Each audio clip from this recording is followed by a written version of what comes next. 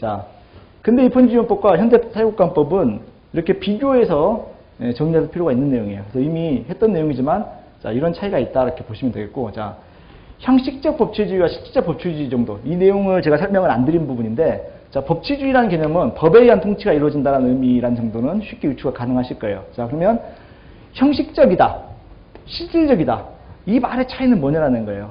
자, 형식적이라는 말은 법학에서 쓸 때는 이름 또는 제목 그대로 관철하겠다 이런 의미 정도로 보시면 되고, 실질적인 것은 그 개념이 포함하고 있는 내용의 본질, 이것에 충실하겠다 이런 의미 정도로 보시면 돼요. 자, 그럼 형식적 법치주의란 말은 뭐냐면, 법이 자, 도둑질한 자는 도둑질한 손이 어느 손인지 물어본 다음에 손목을 자른다 이렇게 규정하고 있으면, 도둑질한 사람들은 무조건 손목을 자르는 거예요. 이게 형식적 법치주의예요. 자, 실질적 법치주의는, 자, 왜 법이 그런 절도를 처벌하는 조항을 두고 있느냐라는 부분이, 자, 더 본질적인 내용, 실질적인 부분을 더 중시한다는 거예요. 자, 그래서 도둑질을 했는데 얘가 자기 동생이 굶어 죽어가고 있어. 그래서 어쩔 수 없이, 자, 돈 벌 데도 없고 일을 하려고 했는데 자기도 장애인이어서 돈을 못 벌어. 그래서 자기 동생이 굶어 죽을 것 같으니까 그냥 빵을 하나 훔쳤어요.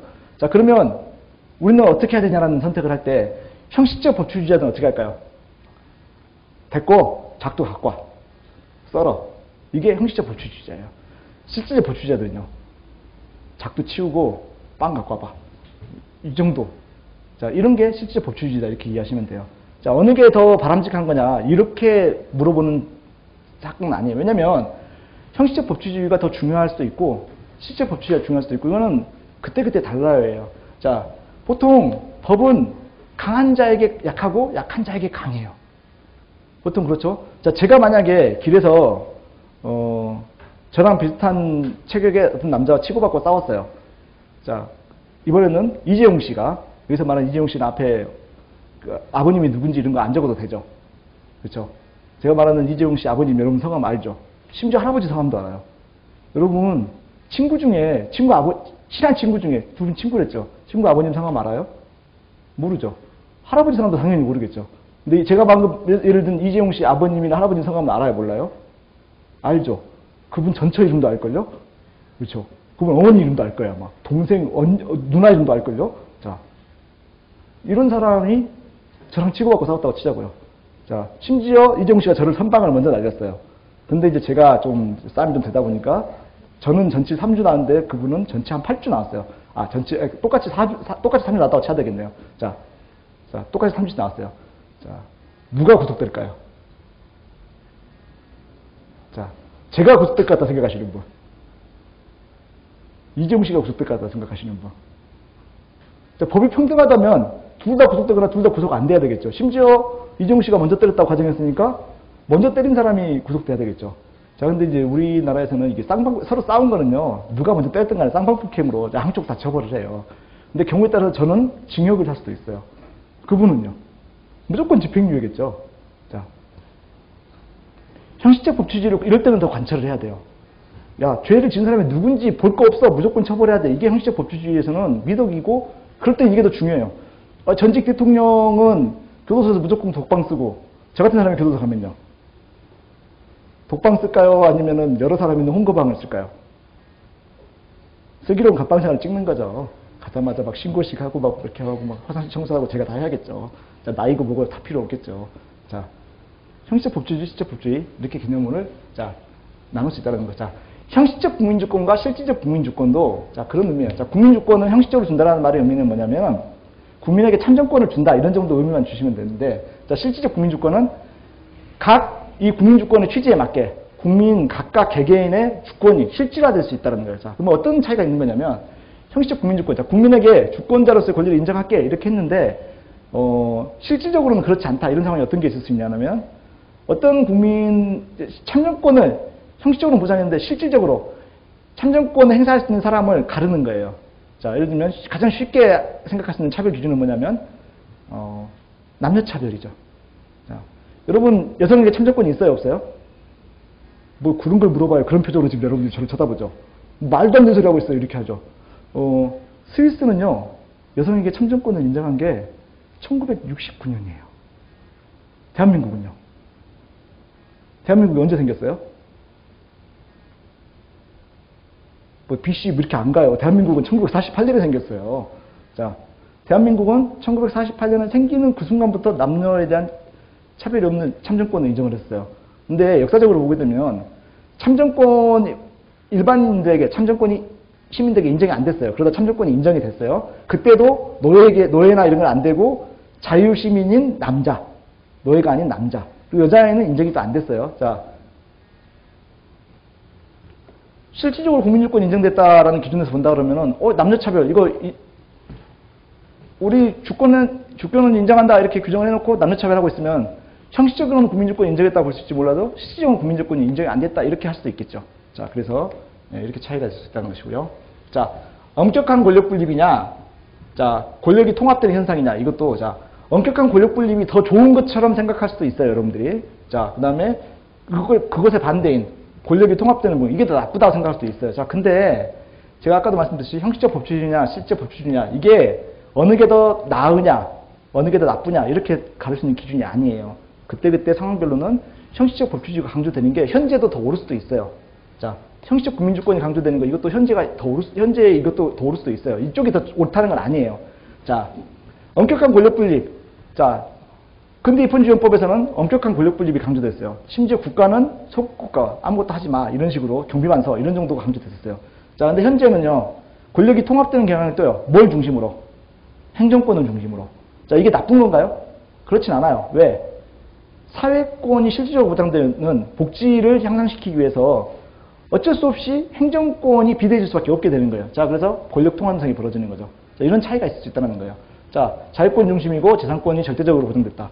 절대적으로 보장되는 이야기는 제한할 수 없다는 이야기예요. 자, 지금은요, 재산권을 보장하긴 하되 앞으로 헌법 조문에서 배우고 있지만 사회적인 필요성에 따라서는 재산권을 제한할 수가 있어요. 자, 최근에 논의가 되는 것 중에 하나가 종부세죠. 그 다음에 뭐 부동산 2주택 이상 가지고 있는 사람들에게 뭐 중과하겠다는 정책이 있죠. 자, 재산권을 자유롭게 보장한다 그러면 아니 내가 벌어서 내가 샀는데 내가 좋은 비싼 집에 산다고 왜 세금을 더 내야 돼? 이런 주장을 할 수 있겠죠. 예. 저는 종부세를 내고 싶을까요? 내고 싶지 않을까요? 저는 내고 싶어요. 종부세를 내려면은 일단 종부세 대상이 돼야 돼요. 예. 그렇죠? 그게 성공을 해야 돼요, 일단. 저는 제가 낼 수 있는 상황이 되면 내고 싶어요. 자, 근데 그럴 기회를 지금 갖지를 못하고 있어요. 자, 재산권이 절대적 보장됐다라는 게, 자, 지금은 재산권이 상대화, 그러니까 이게 제한될 수 있다는 거예요. 자, 그러면 재산권은 그럼 무조건 제한할 수 있는 것이냐? 또 그렇진 않아요. 자, 재산권이라는 본질, 그 다음에 자유권이라는 본질을 따져봐가지고, 자, 지금보다 더 많은 제한을 가려고 했을 때, 이거 헌법 정신에 위반되는 거 아니야? 실질적으로 재산권의 자유를 침해하는데 이런 반론이 벌어질 수 있어요. 자, 그러면 그 재산권을 침해하는 것이냐 아니냐라는 것은 사회적인 그 시기에 따라서 합의가 달라질 수 있어요. 자, 과거에는요, 뭐 몇백억씩 재산을 가지고 있어도 세금 한 푼 안 내는 거, 아니, 자유방임권이 존중되던 이런 근대 입헌주의 시대처럼 그럴 수도 있는 거 아니에요? 뭘 제한을 해? 부자들이 뭐 죄인이요? 이런 게 더 상식적이었어요. 지금은요, 좀 내라 좀 이렇게 되는 거죠. 이게 사회적 분위기가 바뀔 수 있다는 거예요. 자, 그다음에 성문헌법이고 경성헌법적인 특성을 가지고 있다는 거, 이게 근대 입헌주의 헌법인데, 자, 대체로 근대 입헌주의 헌법 시절에 그 이전에 비해서 없었던 것이 수용된 것은 현대 사유권법으로도 다 이어져요. 자, 그 이야기는 뭐냐면, 자, 자유권이 중심이 됐다고 해서 현대 사유권법으로 오면서 자유권이 없어지는 게 아니라 자유권을 보장하는 것을 승계하되 자유권에 대해서 제한할 수도 있다라는 변형이 가해진 거예요. 자, 여기 성문헌법, 경성헌법이라는 이야기는 그 이전에는 불문헌법이거나 헌법이 없었는데 성문헌법, 불문헌법, 경성헌법으로 근대 입헌주의 헌법이 확립이 됐다는 거예요. 자, 그 이후에 현대사유권법, 현대복지권법에도 이게 승계가 되는데 그 외에도 이런 특징들이 더 추가되더라. 이런 취지로 이해하시면 되겠죠. 자, 첫 시간이니까 지금 너무 제가 다 씹어서 넘겨드리듯이 이렇게 하게 되는데, 저도 뒤로 가면 굉장히 스킵하면서 막 날아가기도 해요. 그래서 너무 자세히 가르쳐 주니까 졸린다 이런 생각을 하시는 기회는 지금밖에 없어요. 이제부터는 정신이 없을 수도 있어요. 자, 3페이지로 다시 한번 돌아가 보시면은 옆에 방주 1번 문제를 보시게 되면은 고유한 의미헌법은 모든 국가에 존재한다 해가지고 이 명제에 대한 OX 판단을 하는 거예요.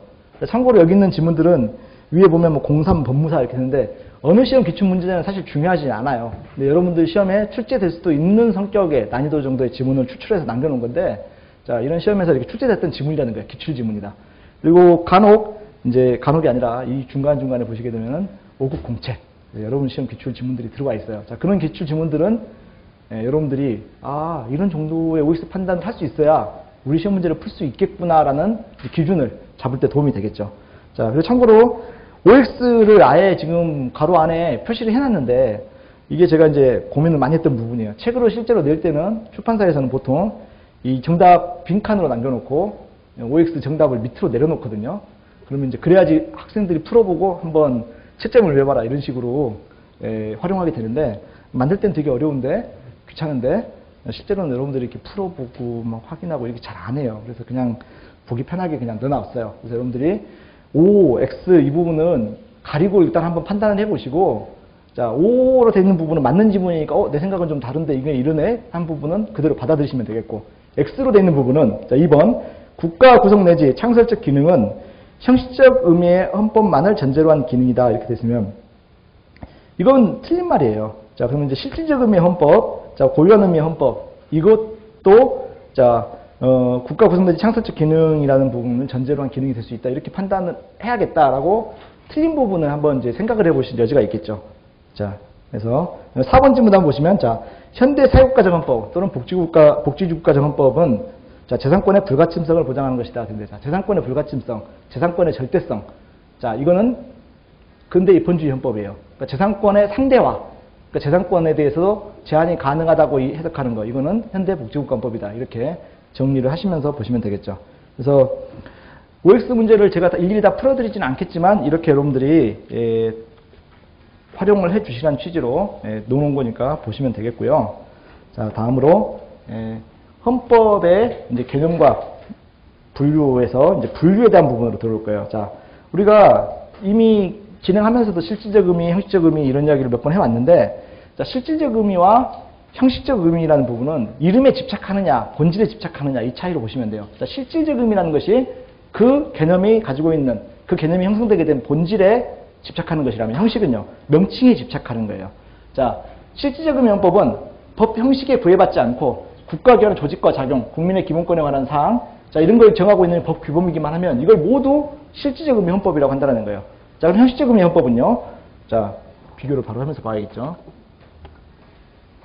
외형적으로 헌법전이라는 형식으로 존재하는 거예요. 자, 대한민국 헌법 이런 식으로 대한민국 헌법전이 존재하죠.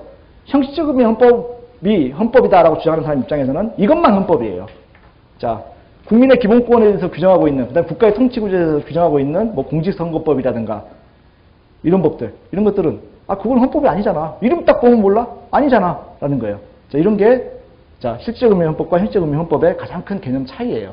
자, 그러면 이제 제가 눈에 강조드렸지만 어느 게 더 옳다 그르다로 남는 기준이 아니에요. 서로의 차이가 있는 것일 뿐이지. 자, 실질적 의미 헌법이 좋은 점은 뭐냐면 헌법 전에만 한정되지 않고 국민의 자유와 권리를 규정하고 있는 사실상의 헌법의 범위를 더 넓게 인정할 수 있다는 점이 있겠죠. 그래서 헌법적뿐만 아니라 정부조직법, 법원조직법, 국회법, 헌법재판소법 이런 것처럼 자, 국민의 기본권 관련된 행정절차법, 정보공개법 자, 이런 것들은 모두 실질적 의미 헌법에 해당한다고 볼 수 있다는 거예요.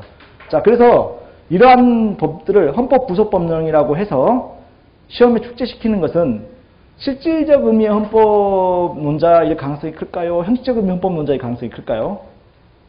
실질적 의미 헌법 논자의 가능성이 크죠. 자, 제가 항상 드리는 질문이 이 정도 수준이에요. 둘 중 하나.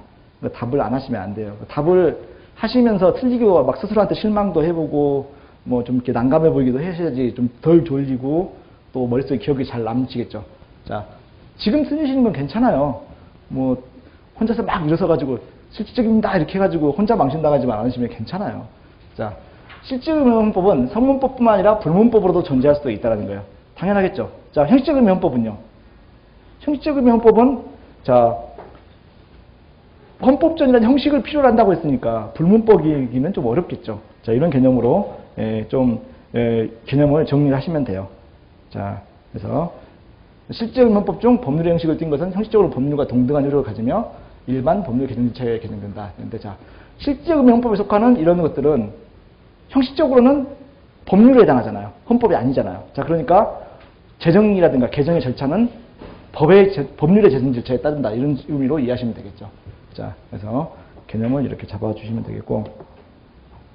자, 그다음에 자, 어떤 이제 명제, 자, 영국에도 헌법이 있다라는 말을 하게 되면 영국은 불문헌법 국가라고 해요. 불문헌법 국가. 근데 영국에도 헌법이 있다라고 하게 되면 그 헌법은 형식적 의미의 헌법이 아니라 실질적 의미의 헌법이라고 해요. 왜? 영국에 형식적 의미의 헌법이 없다는 이야기는 뭐냐면 대한민국 헌법처럼 대한민국 헌법 이렇게 명칭이 되어 있는 법규범이 없다라는 거예요. 자, 그럼 영국은 헌법이라는 게 아예 없는 거냐? 그렇지 않다라는 거예요. 자, 영국은 사실은 헌법에 관련된 나라 중에서는 선진국이에요. 자, 국가가 국민의 인권을 인정하겠다라는 취지의 선언 중에서 역사적으로 남은 가장 오래된 문서가 뭔지 혹시 아세요? 마그나 카르타예요. 대헌장. 영국 거잖아요. 처음 들어보세요? 1215년. 자, 영국. 대헌장. 이걸 뭐 번역하면 마그나 카르타라고 부른대잖아요. 자, 1215년이면 우리나라는 어떤 시대예요? 옛날 이렇게 하시면 안 되고요. 좀 고려, 조선 뭐 이런 거 해가지고. 고려 시대죠. 국사 공부 안 하세요? 네, 고려 시대. 자, 몽골이 우리 침략하기도 전이에요. 굉장히 오래전이라는 얘기예요. 이때 영국은 국민의 자유와 권리에 대해서 선언하는 헌장을 만들었어요. 자, 그리고 이거 마그나 카르타 문서에 아니에요? 검색해보면 사진 나와요. 이렇게 큰 뭐 글씨만 꼬부란 글씨 써진 게 있어요. 뭐 양피지인지 뭔지 모르겠지만. 자, 문서예요. 자, 이런 걸 처음 만들었던 나라예요. 자, 근데 그럼 영국은 그러면 헌법적인 성격을 가지는 성문화된 규범이 아예 없을까요? 모든 법이 거기는 말로 돼 있을까요? 그렇진 않을 거예요. 자, 여기서 불문헌법 국가라는 이야기는 실질적 의미의 헌법에 해당하는 법률도 없다는 의미가 아니라 법률은 성문법일 거 아니에요. 자, 근데 헌법이란 이름으로 만들어진 헌법전이 없다는 의미예요. 그러니까 영국에서 헌법적 의미를 가지는 실질적 의미 헌법에 해당하는 것들은 성문 법률의 형식으로 돼 있을 수 있어요. 그럼에도 불구하고 그걸 우리가 성문헌법이라고 하진 않아요. 왜냐하면 성문헌법이라는 것은 헌법이라는 명칭으로 헌법이라는 형식으로 제정되어 있는 규범만 성문헌법이에요. 실제로 문서를 읽다 하더라도 이게 영국 헌법, 대영제국 헌법, 대한민국 헌법 이런 식으로 헌법이라는 규범으로 명명이 되어 있고 그 제정 절차에 따라서 제정된 게 아니면 비록 문서로 있다 하더라도 그걸 우리는 성문헌법이라고 부르지 않아요. 이해되시죠? 그래서 우리가 성문법, 불문법 나눌 때 문서로 돼 있는 것과 안 돼 있는 것 이렇게 나누는 거는 중학생들까지만 먹히는 명칭이에요. 자, 영국의 불문헌법이라고 해서 영국은 그러면은 야, 너희들은 헌법 이렇게 글자 써놓은 거 하나도 없어? 이렇게 하게 되면 영국 사람들이 굉장히 기분 나쁘겠죠. 우리 축구를 한번 붙어볼까? 이러면서 한 10골 넣어버린다 이렇게 되겠죠. 자, 그래서 형식적 의미 헌법과 실질적 의미 헌법에서 말하는 이 차이를 이렇게 개념을 잘 잡아두시면 되고, 자, 고유한 의미 헌법은 역사적 발전 단계에 따른 개념이라면은, 자, 실질적 의미 헌법은 이 고유한 의미 헌법과 굉장히 혼동되는 개념인데 규정 형식에 집중한 분류예요.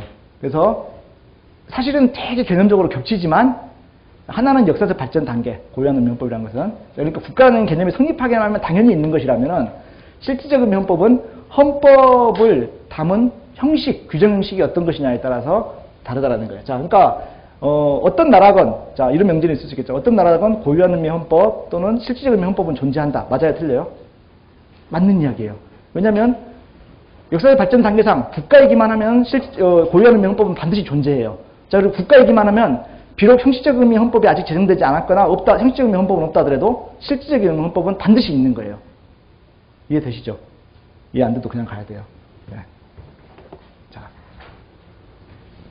자, 똑같은 말이에요. 영국에는 헌법이 있다 없다 둘 다 말이 돼요. 자, 영국에 헌법이 있다라고 말할 때는 이 사람은 헌법을 고유한 의미 헌법, 실질적 의미 헌법으로 이해하는 사람이에요. 영국은 헌법이 없지? 이러는 사람은요. 영국을 무시하는 거예요. 왜? 형식적 의미 헌법이 없다고 무시하는 거예요. 그렇죠? 자, 영국은 그럼 우리를 무시하겠죠. 월드컵 16강에도 못 들어가고 그런 나라들은 축구가 안 하는 거랑 다름없지? 이렇게 하면은 기분 나쁘죠. 그렇죠? 우리 3피하게 생겼어요, 지금. 네. 오늘 축구를 보는 게 옳을지, 그냥 자는 게 옳을지, 지금 고민스러워요. 자,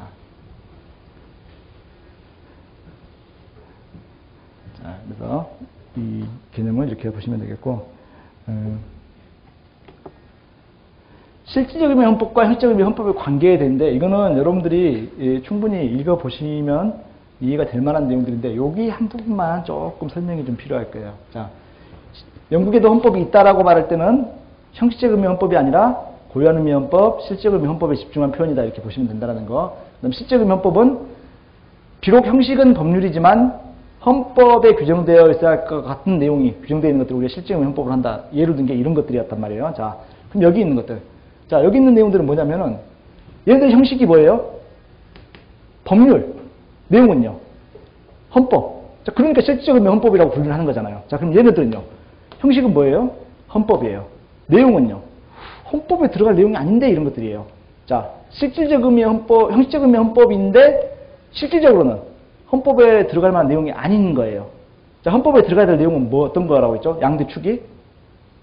자, 주관식은 이제 대답하지 않겠다 이런 표정에도 할 수 없는 부분인데 이미 다 배웠잖아요. 기본권 또는 통치 구조예요. 자, 그러니까 헌법에 규정되어 마땅한 내용, 실질적 의미 헌법이 포함하고 있어야 될 내용은 기본권에 관련된 내용이거나 통치 구조에 관련된 내용이어야 돼요. 자, 그런데 자, 금주 조항. 그러니까 미국 헌법은요. 이거 술 빚지 마, 술 팔지 마, 뭐 이런 조항이 들어있다 치자고요. 자, 스위스 헌법은요. 도살 조항이 들어있대요. 여러분, 최근에도 이슈가 됐던 내용인데, 그, 킹크랩, 랍스타. 이거 먹어보신 분?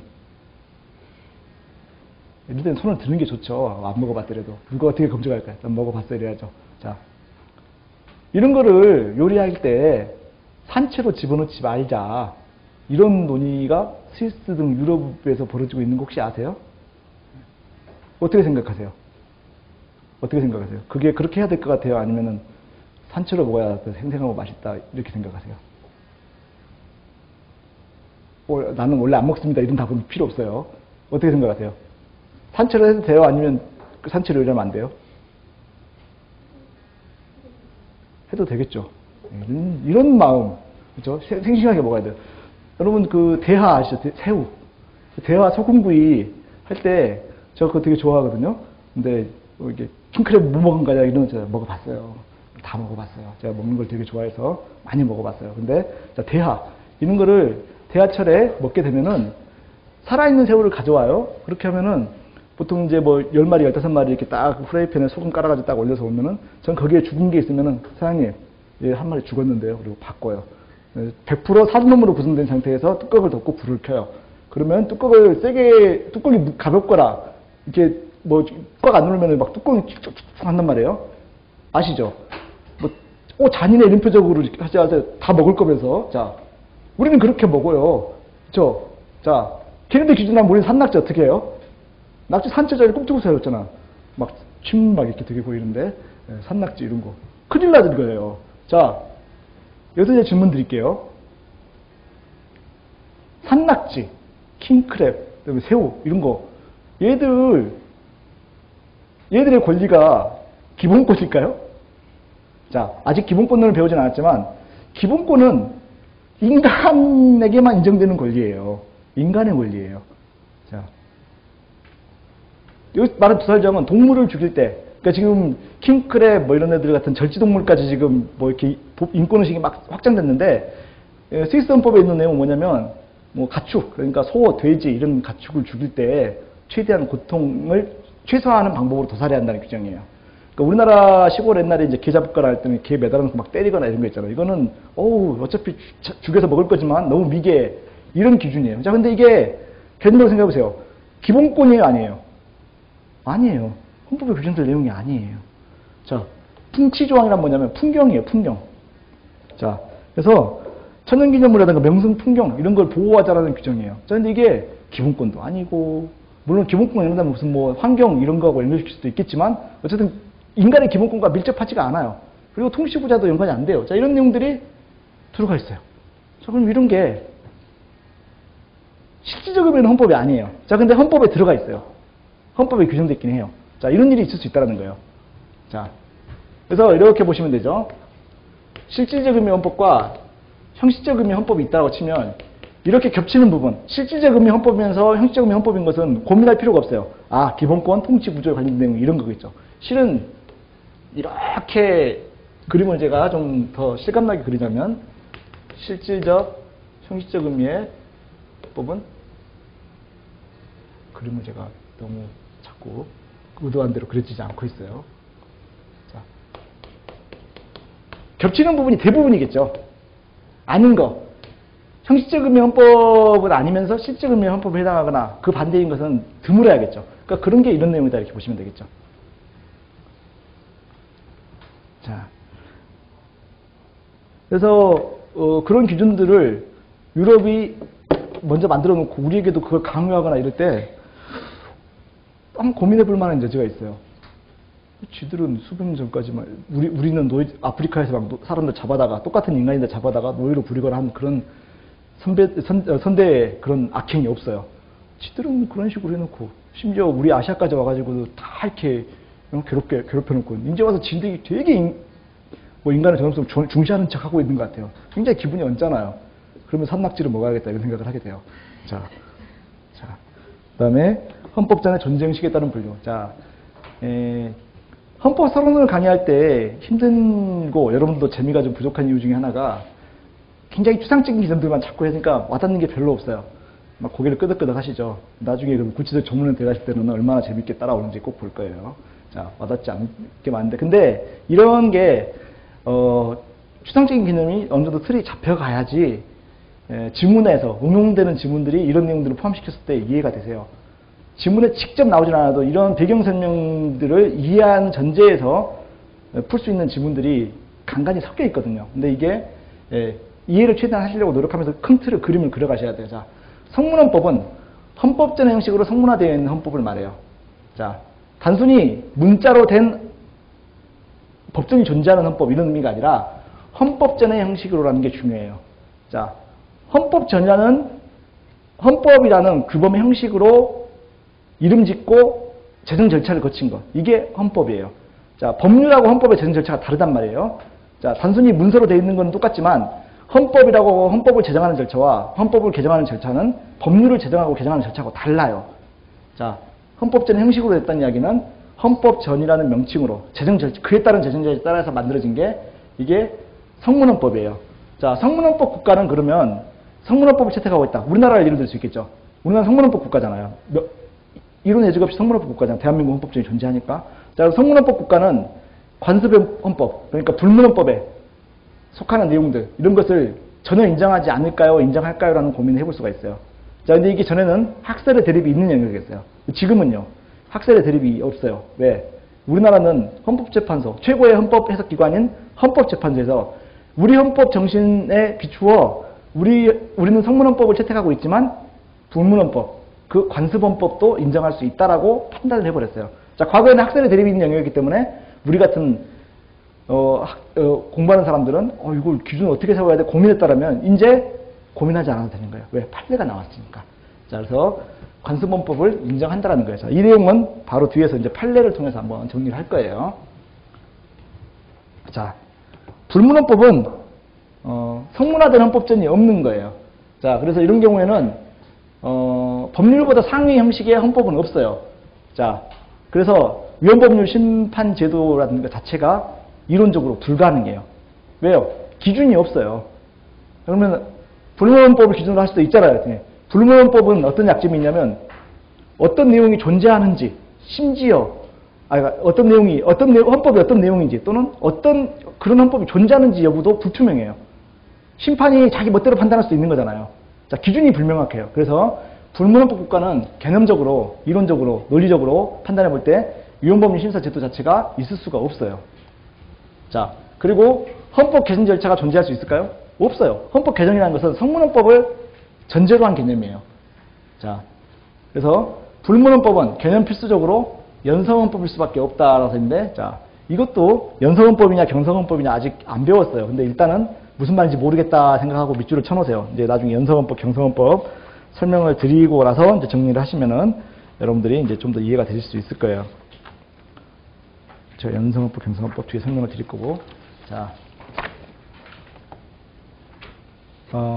우리는 성문헌법을 채택하고 있는 국가인데, 그러면 성문헌법, 헌법에 규정되어 있지 않는 내용들, 자, 이 중에서 관습헌법, 소위 관습헌법이라는 것은 법률도 아니에요.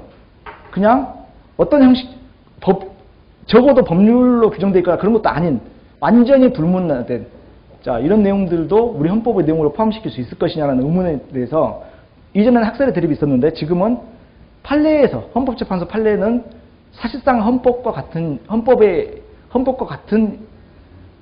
효력을 갖는 것으로 통용되고 있어요. 그래서 헌법에서 이 헌법재판소 판단은 우리 시험에 헌법 출제 범위에 당연히 포함되는 거예요. 자, 우리나라는 성문헌법을 가진 나라로서 기본적으로 우리 헌법전이 헌법의 법이 존재하는 형식이 우리가 법원이라고 불러요.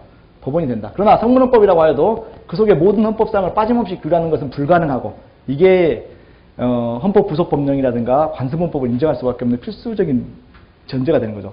모두 다 규정하는 게 불가능해요. 따라서 또한 헌법은 국가의 기본법으로서 강결성과 함축성을 추구하기 때문에 형식적 헌법전에 모든 걸 다 기재할 수는 없다는 현실적 한계를 인정하자라는 거예요. 따라서 불문헌법 내지 관습헌법을 인정할 소지가 있다라는 거예요. 자, 그래서 우리는 관습헌법의 인정 가능성에 대해서 헌법재판소가 이렇게 인정하고 있었어요. 자, 그러다가 이게 지금 2004년에 이 판례의 내용인데, 이 연도까지는 모르셔도 되는데 이런 내용이 있었는데, 자, 이 사건은 어떤 내용이었냐면, 우리 헌법재판소에 내는 결정 중에서 최초로 관습헌법이라는 것을 인정한 사건인데, 이 사건은 수도 이전과 관련된 사건이었어요. 자, 우리 헌법 1조부터 130조를 다 뒤져봐도 대한민국 수도는 서울로 한다라는 조항이 없어요. 헌법 제 몇 조 몇 항 이런 식으로 성문헌법상의 내용이 존재하지 않아요. 자, 헌법재판소는 대한민국 수도가 서울인 것은 헌법이다라고 인정을 해버린 거예요. 자, 근데 성문헌법에 넣기 때문에 어떤 형식으로 인정해야 될까요? 불문헌법, 즉 관습헌법으로 인정을 했다는 이야기죠.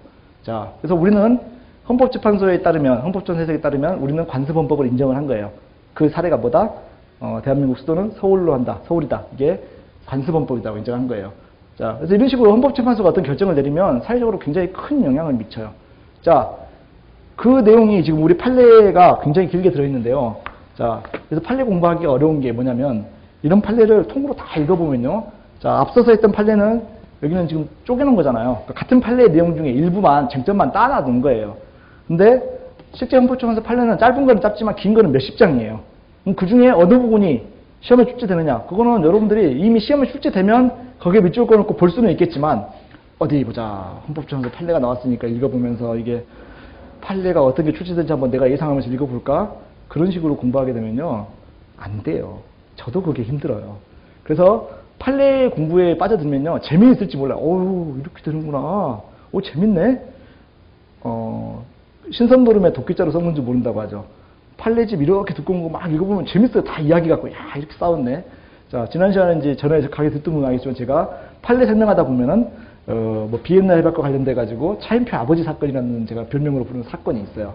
아직은 모르시는 분들은 이제 재미가 없겠지만, 그런 사건 읽다 보면, 이 건물주가 차인표 씨 아버지였구나. 재밌네. 뭐 이러면서 재미에 빠질 수 있을지 모르겠지만, 수험 준비에는 도움이 안 돼요. 자, 이 판례는 워낙 시험에 빈출되고 유명하다 보니까 제가 이렇게 통으로 소개를 했는데, 저는 이렇게 판례를 통으로 소개하는 걸 극도로 자제할 거예요. 왜? 이 문제 하나 맞추기 위해서 엄청난 노력을 해야 되고요. 그리고 우리 시험은 이런 판례보다 더 편하게 공부할 수 있는 조문 가지고도 충분히 합격할 수 있어서예요. 자, 근데 관습헌법이라는 개념 때문에 나온 이 판례는 워낙 아마 우리나라의 역사적 헌법 판례의 역사적인 헌법 판례 중에서 역사적인 의미가 가장 큰 판례 한 10개 꼽아봐, 한 20개 꼽아봐 그러면은 항상 들어갈 수 있는 판례예요. 그래서 이 정도는 넣는 거죠. 자, 그래서 헌법 판례도 여러분들에게 정리를 아예 안 하진 않겠지만 아주 핵심적인 판례, 중요한 내용은 아닌 것은 소개를 안 할 건데, 자, 여기서 중요한 것은 관습헌법도 성문헌법과 마찬가지로 주권자인 국민의 헌법적 결단의 의사표현이며 성문헌법과 동등한 유래를 가진다고 보아야 한다. 그랬어요. 자, 여기서 중요한 점은 뭐냐면 관습헌법은 불문헌법이잖아요. 자, 그럼 성문헌법과 효력에 어떻게 차이를 인정할 거냐는 거예요. 자, 성문헌법은 국가의 최고기관으로서 효력을 갖는다. 쉽게 인정할 수 있죠. 자, 그럼 불문헌법은 성문헌법과 동일한 효력을 가져야 될까요? 아니면 보충적 효력. 그러니까 성문헌법이 규정하지 않은 법에 대해서만 보충적인 효력을 가져야 될까요? 이런 고민을 할 수 있겠죠. 자, 실제로 학설의 대립이 있는 부분이에요. 자, 성문헌법은 불문헌법보다 우선적 효력을 가져야 된다. 그래서 그 말은 관습헌법, 불문헌법은 성문헌법에 대해서 보충적 효력을 가져야 된다. 이게 다수설이에요, 오히려. 오히려 성문헌법과 동등한 효력을 가진다고 보는 거, 이것은 예외적인 학설이었어요. 자, 근데 헌법재판소는 성문헌법과 동등한 효력을 가진다고 봤어요. 이 판례 내용이 뭐라고요? 대한민국 수도는 서울이다. 이것을 헌법이다라고 해석하고 싶었던 거예요. 누가? 헌법재판소 재판관들이. 그래서 저는 이 판례를 강조하는 이유는 이 판례는 두고두고 욕먹을 판례예요. 이분들은 결론을 뭐로 내리냐면 수도를 이전하는 것은 절대 안 돼요. 왜 그랬을까요? 내 땅이 서울에 있어. 그죠? 내 땅값이 떨어져. 이런 거. 헌법재판소 재판관들한테 이제 명예훼손이 걸릴 수도 있겠지만 제 추론이 그래요. 이제 저의 상상력은 여러분들이 무시할 만한 상상력이에요. 저는 이제 나쁜 사람들이라고 이렇게 막 이렇게 공격하는 기득권자들이나 어떤 반감을 가진 좌익 빨갱이일 가능성이 커요. 그렇다고 생각하고 들으시면 되는 거죠. 자, 성문법에 대해서 불문법이 보충적으로 갖는다고 생각하는 게 일반적인 학설이에요. 압도적인 학설인데 그래서 이 판례에 여기다 밑줄을 그어놓고 학자들이 시험에 출제를 많이 했어요. 야, 이건 좀 무리수다. 너무 심한데? 이런 거예요. 그러니까 이거는 되게 안 이쁜 친구 집 딸내미를 야, 미스 코리아 나가봐라. 이렇게 강조한 거랑 비슷한 느낌. 잘 얻지 않으신가요? 네, 자, 일단 그런 느낌이에요. 그래서 밑줄이 그어진 거죠. 자, 그래서 우리 헌법재판소 판례는 관습원법에 대해서 관습원법은 성문법에 대하여 보충적 효력을 가진다고 해석한 바 있다. 그러면 땡이에요. 동등한 효력을 가진다고 인정을 해버렸어요. 이거는 아주 의미 있는 판례라는 것이죠. 자, 나머지 내용들은 여러분들이 읽어보시기로 하고 제가 쭉 넘기고, 자, 6번에 해당하는 부분 보시게 되면은, 자, 어떤 경우에 관습법이 성립된다고 볼 수 있느냐라고 해가지고 헌법재판소가 첫째, 둘째, 셋째, 뭐 넷째, 다섯째까지 이렇게 쭉 해놨어요. 자, 이거는 왜 중요하냐면 오지선다를 만들기 좋아요. 오지선다를 만들 수 있다는 이야기는 사지선다도 만들 수 있다는 이야기죠. 시험에 많이 나왔어요. 자, 근데 이거는 관습원법은 이제 우리가 다른 말로 불문헌법 이렇게 치환시켜서 이해해도 거의 같은 표현이 되는데, 자, 이 불문헌법을 이해할 때는 이 헌자를 빼고 불문법의 개념과 대치시켜서 이해해도 거의 비슷해요. 그러니까 성문법이 있고 불문법이 있을 거 아니에요. 자, 성문법은 국회에서 입법기구에서 법을 제정하는 절차에 따라서 뭐 법으로 통과시킨 게 성문법일 거 아니에요. 자, 불문법은 그러면 관습법은 어떻게 성립되느냐 했을 때, 자, 기본적인 헌법사항이다 또는 기본적인 법률사항에 대해서 어떠한 관행 또는 관례가 존재를 해요. 자, 사회적으로 이렇게 처리하는 관습 관행이 존재한다고 치자고요. 자, 그러면 그것만 가지고 바로 관습헌법이 되는 게 아니라, 자, 일단 관습 관행이 존재하고 그 관행이 그 존재를 인식하고 사라지지 않을 것이라고 인정할 만한 반복성이 계속 있어야 돼요. 반복 계속돼야 돼요. 자, 어떤 관행이 있어 있는데, 자, 지금도 이번에 논란이 되고 있는 게, 저는 이제 고 김종필 전 국무총리 이분에 대해서 무슨 훈장을 추서하자 이게 있는데 왜 해야 되냐 그러니까는 관행이 있다라고 말이에요. 자, 근데 그 관행이 언제부터 있었냐? 2010년부터 있었대요. 거기에서 저는 이제 문제를 제기하고 싶은 거예요. 이전에 누군가에게 국무총리를 지낸 누군가에게 뭐 공과를 굳이 따져보지 않고 국무총리를 지냈다는 사실만으로 훈장을 준 사례가 있다. 그러면 자, 관습 관행이 존재했다. 이 부분은 인정할 수 있겠죠. 자, 근데 관습법이 성립하려면 이례적인 어떤 행위, 한 번 있었던 전례, 이것만 가지고 관습 관행이다 하기엔 부족하다라는 거예요. 자, 그게 충분한 기간 동안 반복 내지 계속성이 있어야 돼요. 반복 계속성이 필요하다는 거예요. 자, 이게 좀 의문일 것 같아요. 2010년부터 뭐 몇 명이나 된다고 이런 거죠. 그전에는 안 그랬었는데 2010년부터 그럴 거야 라고 했다 그러면은 이상한데 이런 거죠. 자, 이게 있어야 되고, 자, 이 지속성을 가져야 하는 것으로서 그 중간에 반대되는 관행이 있어서는 안 된다. 즉, 항상성. 다른 발레가 또 있으면 안 된다는 거예요. 꾸준히 있어야 된다는 것이죠. 넷째, 여러 가지 해석이 가능하고 모호한 것이 아니라 명확해야 된다는 거예요. 명확성, 자, 명료성. 그 다음에, 자, 다섯 번째 중요한 게 뭐냐면, 확신이에요. 승인 내지 확신. 자, 이걸 국민적 합의라고 하죠. 아, 국민들이 그래도 될 것 같다고 해야, 그 정도는 돼야 관습법 또는 관습원법이 될 수 있다는 거예요. 자, 그래서 저는, 그, 김종필 전 총리에게 훈장을 추서하지 않아도 전혀 문제가 없을 것 같다라는 기준이 헌법재판소의 판례를 가지고 적용을 해도 되지 않느냐. 그리고 이거는 우리 국가의 최고 헌법해석기관이 내린 결론에 관습법 또는 관습원법이 성립되는 기준을 제시한 거예요. 여기에 붙여봤을 때 저는 그래, 일본은 그렇다 치자. 충분한 기간 반복된 거 아닌 것 같은데. 그리고 심지어는 제일 중요한 게 뭐예요? 다섯 번째, 국민들이 그렇게 폭넓은 컨센서스가 형성되냐는 거예요. 아니라고 생각하는 사람도 많단 말이에요. 자, 이런 부분이 있을 수 있다는 것이죠. 자, 그러면 수도가 서울이라는 것은 이 기준을 다 충족했다라고 헌법재판소 재판관들이 결론을 내렸다는 것이죠. 근데 저는 이 있습니다예요. 왜요? 다섯 번째, 누가 국민들이 언제 승인한다는 거예요? 나는 금시초문인데요. 대한민국 수도가 서울이라는 것이 관습 헌법이라는 것이 법 전공을 한 나도 금시초문이고 이게 뭔 소리지 싶은데 뭐 여러분들은 찬성하셨나요? 아버님이 나한테 물려주실 집이 서울에 있다. 뭐 이런 기준 말고 제가 법적인 개념을 했을 때 어려운 개념이에요. 자, 그래서 어떤 논의가 벌어졌냐면, 자, 이 판례가 논의가 될 때 국민들이 헌법재판소가 이 수도 이게 혹시 위헌 판단을, 그러니까 이게 관습헌법이다 이런 식으로 논리로 필요할 것까지 생각 못하고 위헌 판단을 내릴까봐 수도가 서울이어서 서울이라는 건 정해진 게 아니다라는 논리를 펼친 사람들이 있었을 거란 말이에요. 자, 근데 거기에 대해서 자, 수도가 서울이려면은 국민적인 합의가 필요하기 때문에 헌법을 개정해서 국민투표로 정한다든가 국민들이 국민투표를 통해서 결정하거나 그런 합의가 있어야 된다. 즉 다섯 번째 요건을 충족시키려면 국민투표가 필요하다. 이런 주장을 펼쳤어요. 자, 그래서 넘겨서 보시면은 자 9페이지 상단쯤에 그 판례의 끄트머리에 보시게 되면은 자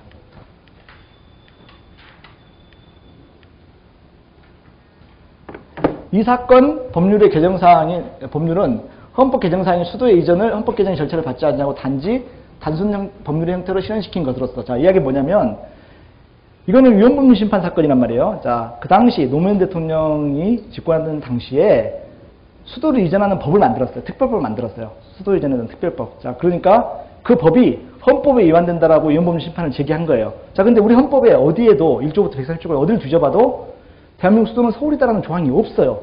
자, 그러면 헌법에 위반된다고 하기 위해서는 대한민국 수도가 서울이라는 헌법 기준이 존재해야 되잖아요. 그걸 관습헌법이라는 기준을 만들어가지고 그 관습헌법이라는 기준에 의해서 위반된다 해가지고 그 법률을 무효화시킨 거예요. 위헌이라고 판단해서. 자, 근데 위헌의 이유 중에 하나가 뭐냐면 이 법률은 대한민국 수도가 서울이다 이런 중요한 사항 같은 경우는 헌법에 규정될 정도로 중요한 내용이기 때문에 만약에 니들이 법률로 수도를 이전시키고 싶으면 적어도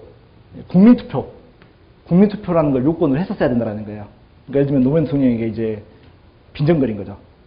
네가 뭔데 네 멋대로 수도를 옮겨. 만약에 수도 이전을 한다는 특별법을 할 거면 적어도 국민투표로 수도 이전에 대해서 찬반을 한 다음에 한다. 이런 조항을 넣었어야 된다는 거예요. 즉 수도 이전에 대한 국민적인 합의 이게 필요한데 그거 안 했다라고 이 권리를 침해했다라고 해가지고 위반됐다고 한 거예요. 자, 그러면 여기서 자 수도 이전에 관한 특별법은 이 사건 대상이 된 법률은 자 국민의 수도 이전에 대한 국민투표권을 침해했다, 침해하지 않았다? 침해했다라고 판단한 거예요. 자, 이 이야기는 그러면 수도 이전하려면은 국민투표 했어야 돼라고 주장한 걸까요? 아닐까요? 했어야 돼라고 주장한 거예요. 자, 여기까지 해야지 이 판례에 대해서 여러분들 이제 제가 이 판례에 대해서 비난하는 것만 가지고도 한 3시간 정도는 할 수 있어요.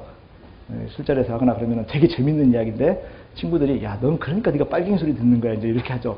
너 서울에 딱 없지 막 이러고. 자, 그런데 자, 근데 그만큼 좀 논리적인 허점이 많다라는 게 자, 그 다음 판례를 보시면 알아요.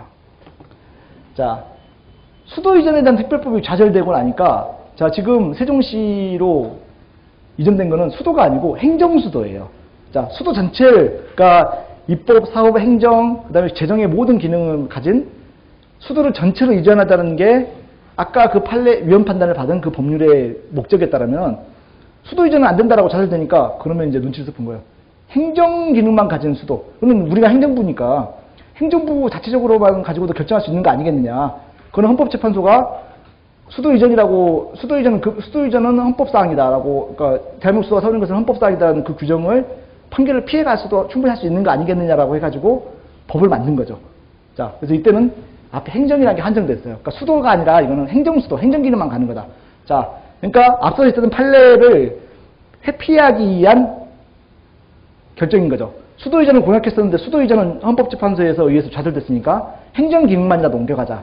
자, 이 법에 대해서 자, 또 위헌 판단을 제기한 거예요. 자, 근데 특정의 국가정책이다. 다수의 국민들이 국민투표를 원하고 있음에도 불구하고 대통령이 이런 희망과는 달리 국민투표 회부하지 아니한다고 하여 이런 헌법에 있는다 할 수 없고 국민에게 특정의 국가정책에 관하여 국민투표에 회부할 것을 요구할 권리가 있는다고 할 수도 없다 돼 있어요. 자, 이거는 말이 앞뒤가 달라요. 자, 수도 이전하려면은 너 국민투표 했어야 된다. 너 안 했어. 그래가지고 막 뭐라고 했어요.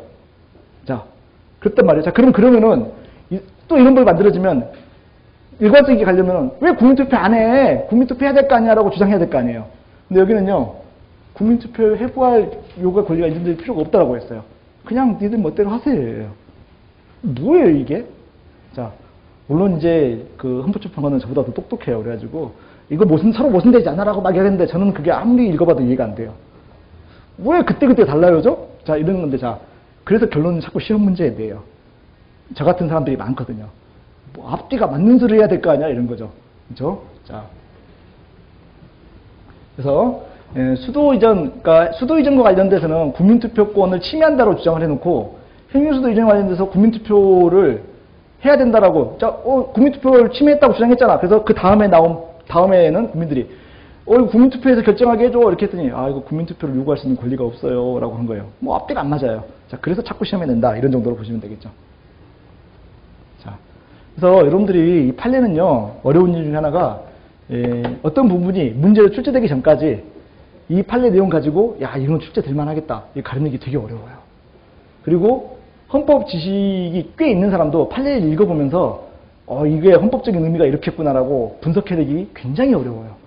자, 따라서 아직 출제된 적이 없는 새로 나온 판례를 가지고 내년 시험을 대비하는 거는요, 여러분들 입장에서는 불가능해요. 불가능해요. 할 필요가 없어요. 자, 그리고 또 게다가 우리 시험은요, 90점을 안 넘어도 돼요. 60점만 넘으면 돼요. 그러니까 이런 판례들을 찾겨도 괜찮아요. 자, 그럼 어떤 판례들은 제가 다뤄드릴 거냐면, 너무 많이 나온 판례들, 그리고 어떤 부분이 출제된지 뻔히 빈출됐던 내용들, 그런 것들은 제가 강의에서도 정리해드리고 객관식 문제로도 어느 정도 제공을 해드릴 건데, 그 경우에도 조문 부속법령, 헌법 조문과 부속법령의 문제에 비해서는 좀 편안하게 가셔도 된다는 거예요.